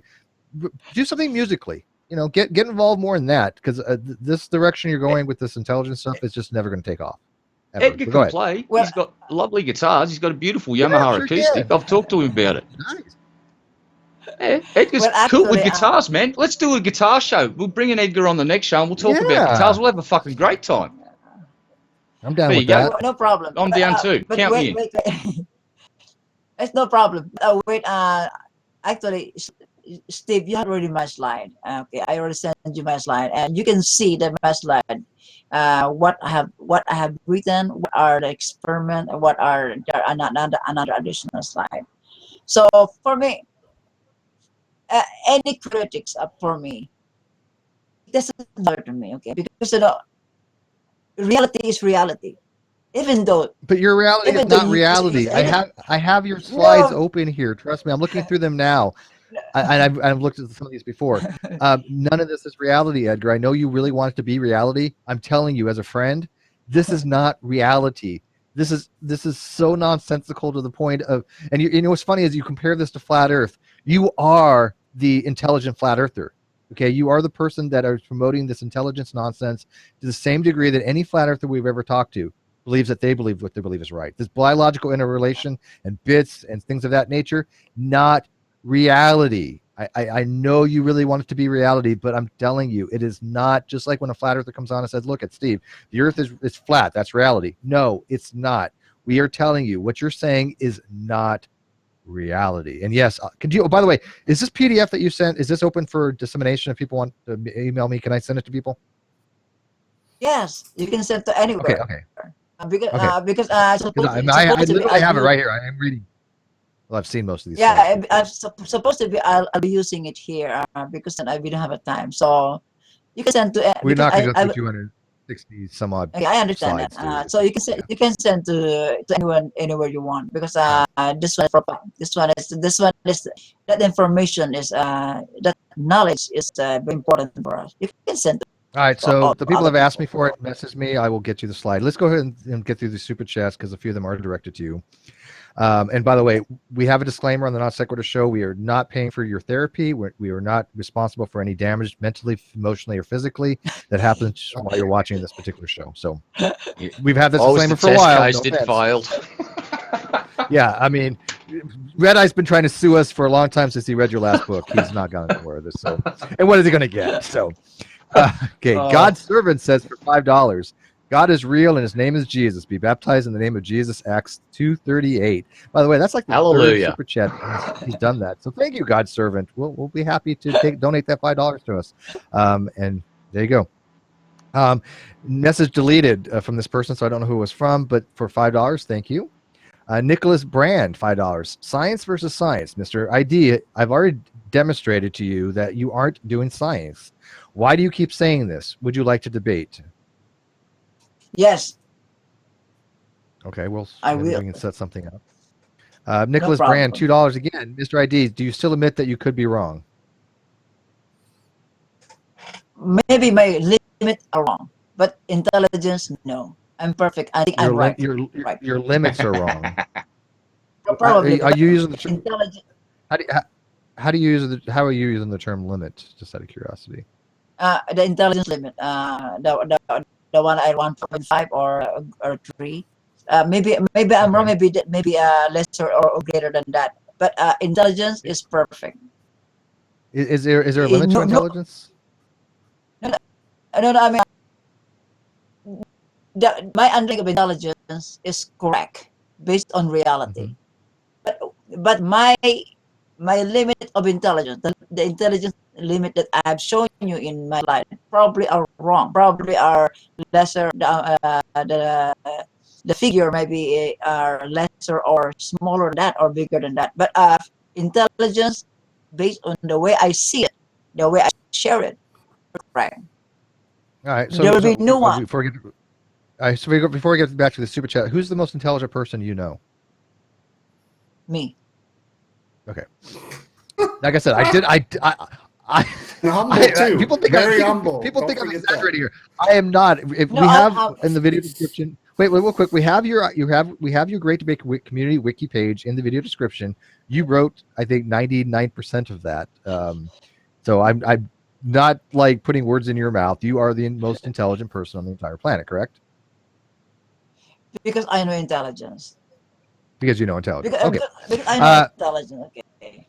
I, like I said, I'm not putting words in your mouth. I'm just reading what you have written about yourself, because this is why I said before, you are the only person smart enough to actually review your material, right? Because there's nobody on the planet that understands this as well as you do, so they're not qualified to review your books. You are the only person that can actually do a proper review of your own books. No offense to Red Eye, who tried, by the way. We do give you props for that, Red Eye. I tried. I really did try. Dude, I swear to God, if I ever get to Australia again, you and I are going out for a beer, Red Eye. I will treat you all night long for this, okay? No worries, mate. Although I'd probably go broke knowing how much he can drink. He's not an amateur. Iso, $2. I almost don't want to burst his bubble. Oh, you couldn't. We've tried. Yeah, we've all tried to burst his bubble. That bubble is neutronium dense, so it's not going to be burst. It's not burstable. Neil, knockdown wheel, 5 Canadian. Mr. ID, I need a solution. How much wood would a woodchuck chuck if a woodchuck could chuck wood?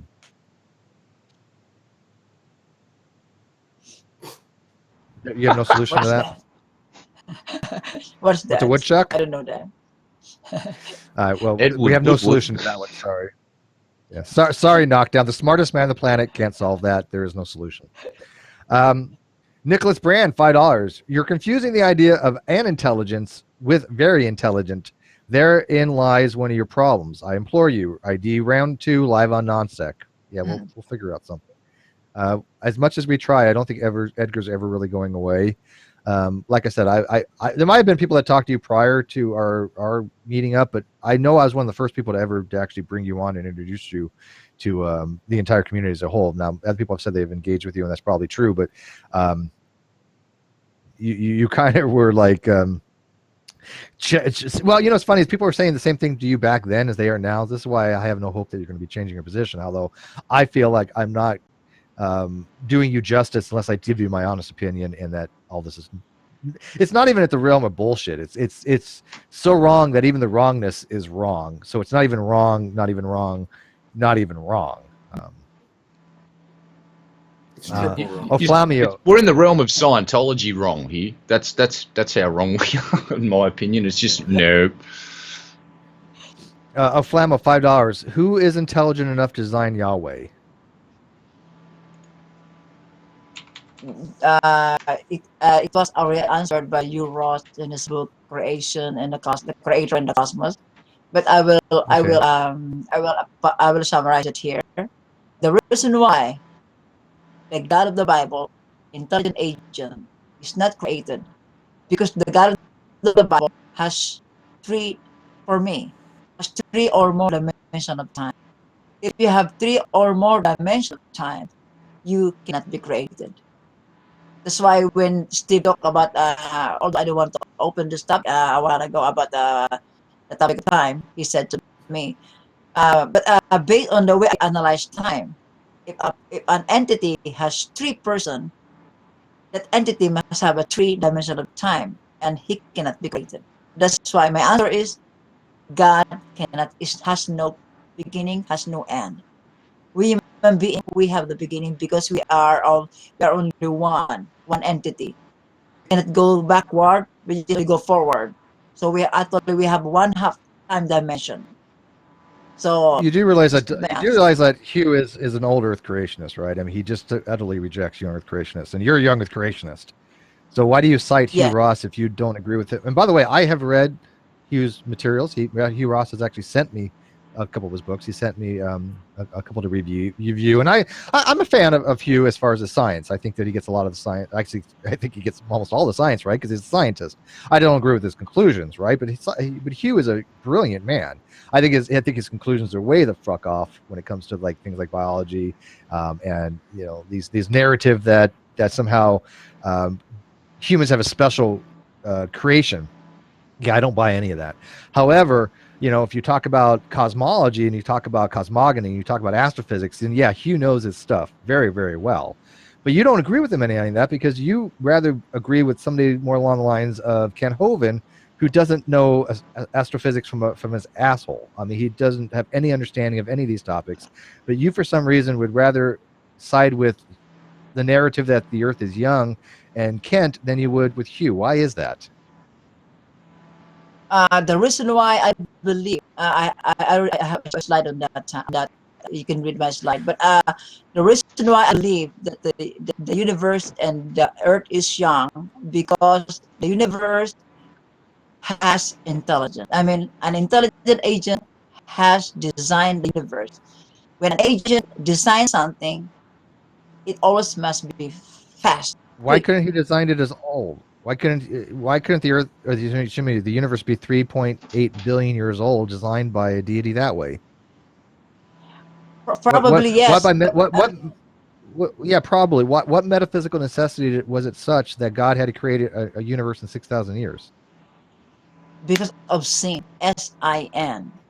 Oh. Sin, and death must be solved quickly.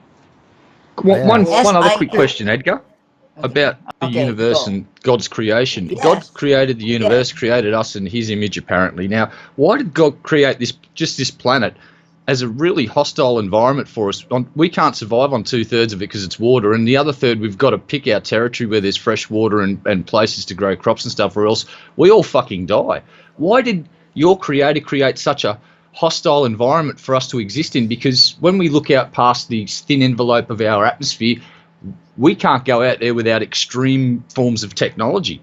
We're kind of fucked. So why did God do that to us if He's such a loving, caring, giving Father? Why did He dump us in the middle of a fucking desert of vacuum of space on a tiny little rock that's got a finite lifespan?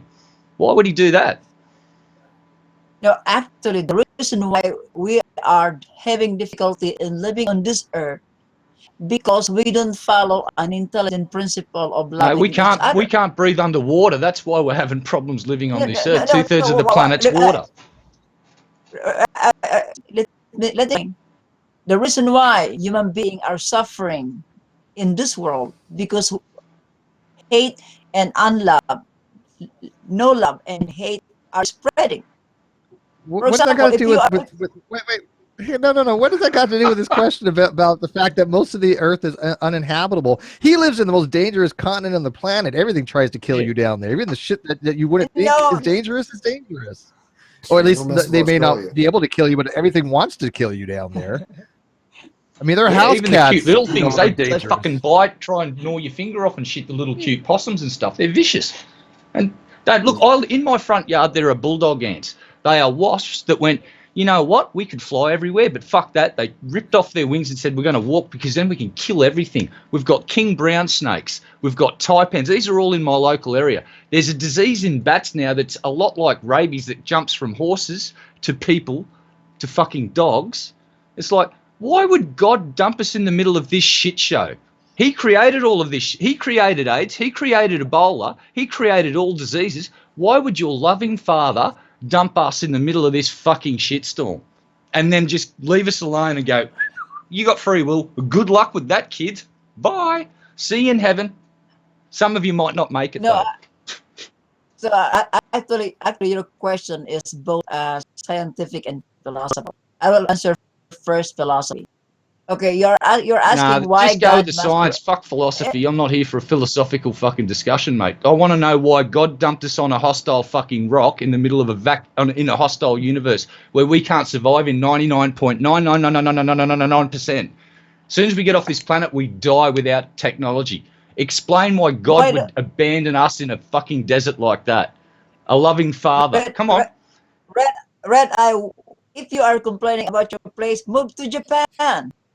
Come here in Japan and I'd live here. love to. That toy store on the train You see, station at Tokyo Station, I'd you live see, in that fucking thing, Edgar. It's why glorious. are you complaining about your place and why I don't complain my place?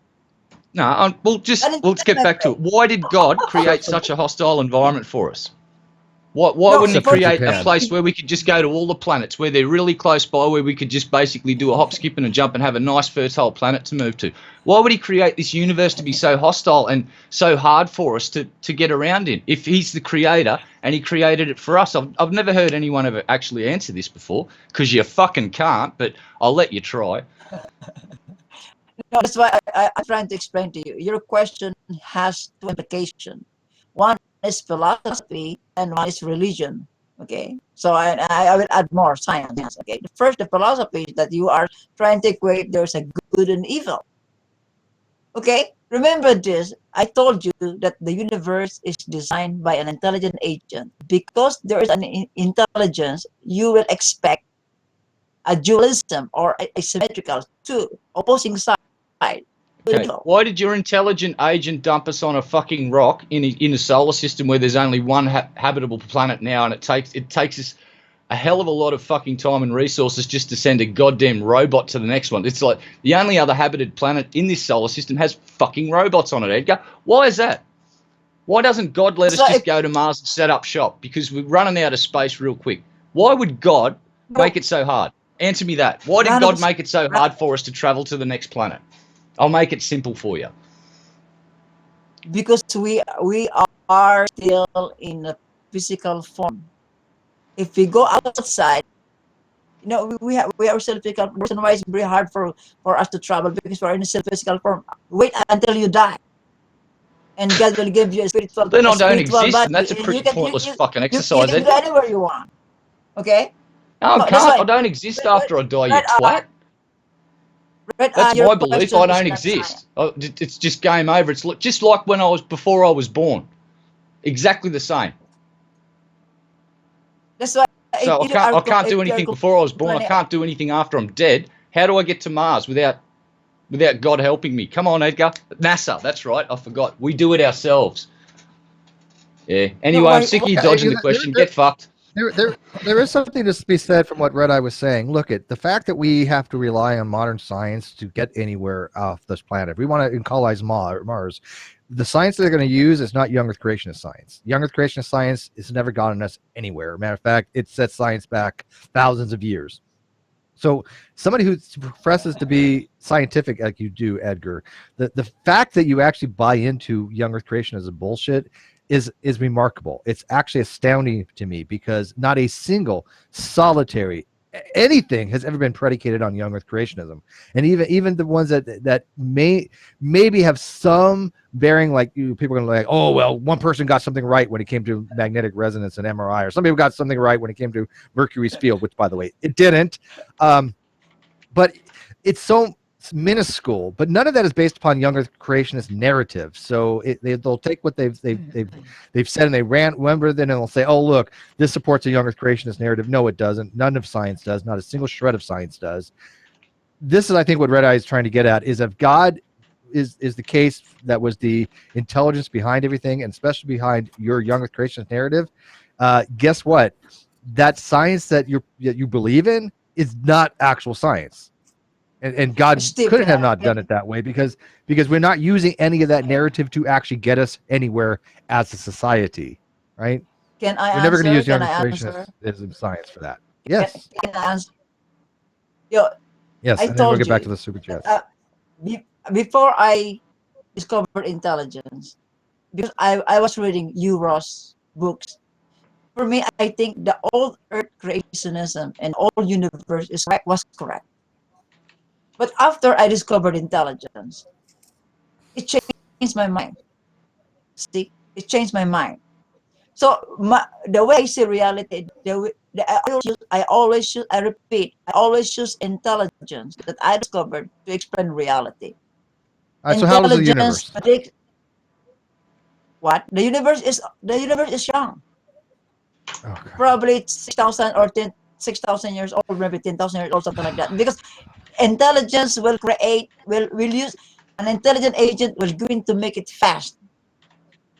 I don't know if, All right, if you are working in a company and your boss said to you, work this, make this one, and if you don't use your mind, you will take a week to do the work for 1 day.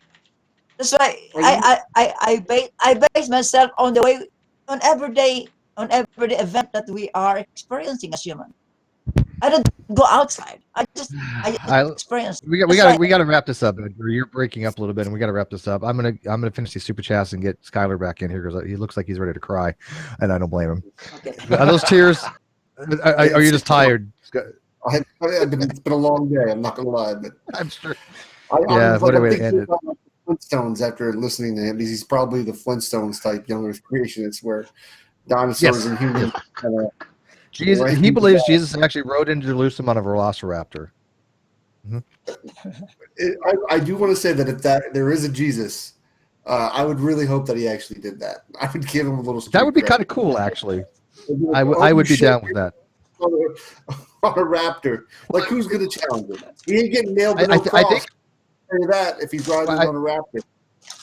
I think the biblical term for ass or calf actually translates to velociraptor in Young Earth Creationists, doesn't it?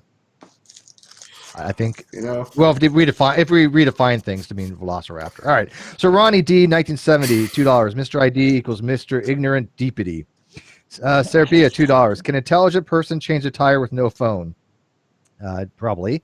Raptor Wrangler, $2. Push this, push that, push it again. I think that had to do with your experiment.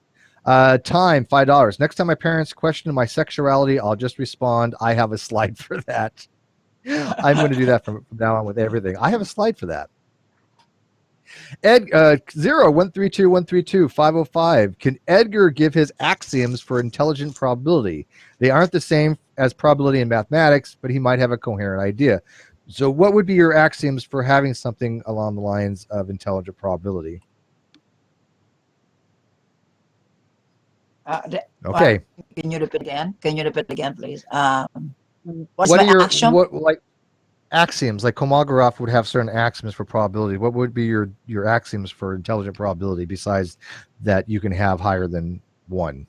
What would be the axioms? Axiom. AXIOM. Is that your axiom? Yes. You know what axiom is? Yes. Do you know what an axiom is? Oh, I forgot. An axiom is an unsupported. Yeah, an axiom is an unsupported assumption that you take outright as almost like a presupposition. They're not proved, but they're just supporting things to have by which you can have a structured, mathematical, coherent model from. Yeah, wow, I don't know how if this is correct action, but in the application that I always do that, if, for example, a human being, if the human being is not intelligent design, then we will never expect eye. We will never expect nose. We will never expect ear.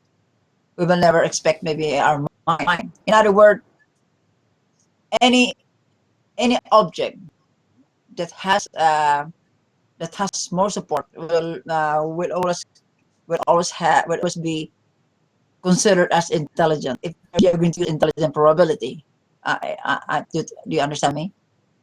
Not a goddamn thing. But moving on to the next one. Cajun crustacean. No, I got to move on, Edgar. I am not at your level. Trust me. Cajun crustacean, $2. Edgar's ideas embody the concept of shindugu. Is that an anime thing? I don't know. Jen Morgan, $2. Steve, I'm suing NonSequitur for brain damage. Good luck with that. But like I said, disclaimer. We're not responsible. Don't waste your money. I tried. They've got really, really good legal people. Damn it. We do. Besides, Kyle, Steve, and I are all broke, so you're barking up. You ain't gonna get much from turnip. Yeah. It's very expensive running this show. People, we actually do pay for a lot of things because we pay for Zoom and podcast hosting and domains. But anyways. Let's get through these super chats. Oh my God, you people are super chatting away. Thank you. Godless Fighter Jet. What a cool name. Godless Fighter Jet. That's pretty cool. It's kind of fighter jet. $5. Shit, yeah. They don't give a shit about anything. They'll take your ass out, man. Icarus never achieved anything by flying far away from the sun.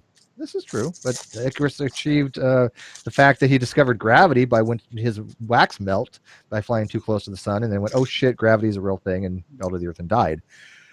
Nate Brendenbach, $2. Edgar, please play that Les Paul more, which we'll be doing one of these days. We're gonna bring you on to play some guitar.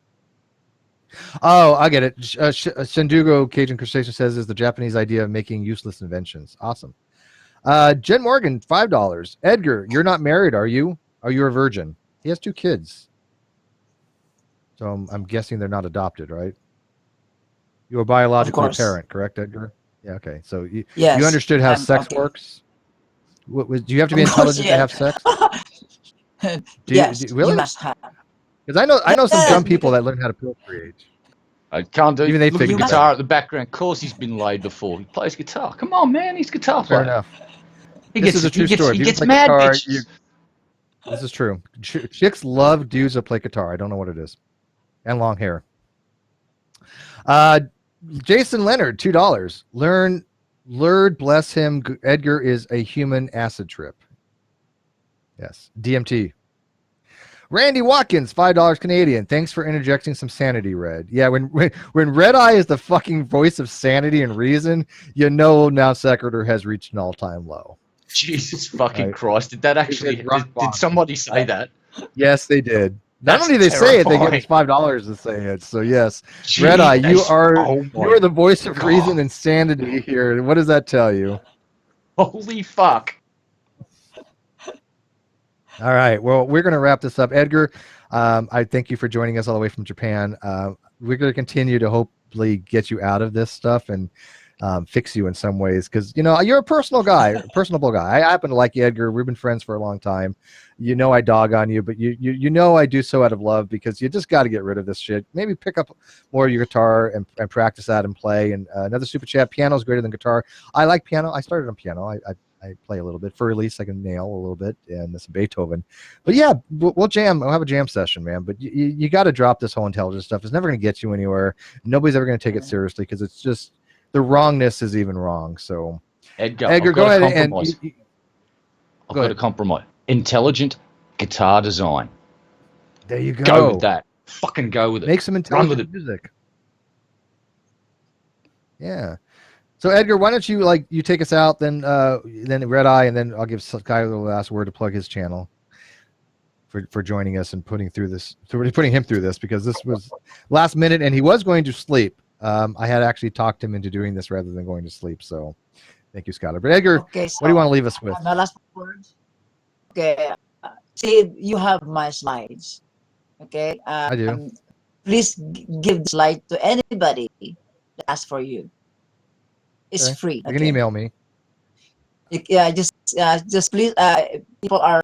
I think there are 500 people who are watching this, and give to them, and they will the one who are good to judge the slide because they will the one you know my minds. So that's why please give to them. Just whole word. Let history flow, and let the world know that. Okay. Thank you. That's my last word. I can do that for you. Yeah. So I gave people my email. They have it. I might actually try to figure out a way to put it on MeWe. We are transferring the Great Debate community from G+ to MeWe, and also Facebook as well. But Facebook doesn't allow you to have files in it, but MeWe allows you to have files. So maybe I can figure out a way to put this PDF on MeWe and people can go find it, or we have a domain we can put it on. But we'll figure out a way to disseminate it to people if they want it, other than emailing me. But Red Eye, why don't you kind of wrap this up with your thoughts? And, all right. Well, I don't know where to go with give this, you plenty of shit, Edgar. I've been quite rude to you, but the bottom line is you're a really nice bloke. You just got some really strange ideas, and I think that focus your time and effort on other things, you'd be quite productive. That guitar behind you, you should play that a hell of a lot more. And the next hangout we do on the non-sec, we're going to be talking guitars and musical instruments in general, just for a chillaxed conversation, mate, because you're not a bad bloke. I just think your intelligent design stuff's fucking insane. Would you like to do that, Edgar? Would you like to have a hangout? Maybe, I don't know if on NonSequitur or maybe on my channel. We can do like music study. Like we can start with like circle fifths and explain to people chord progressions, explain to people key signatures. Would you be interested in something like that? Music theory? Because I took 2 years of music theory in college.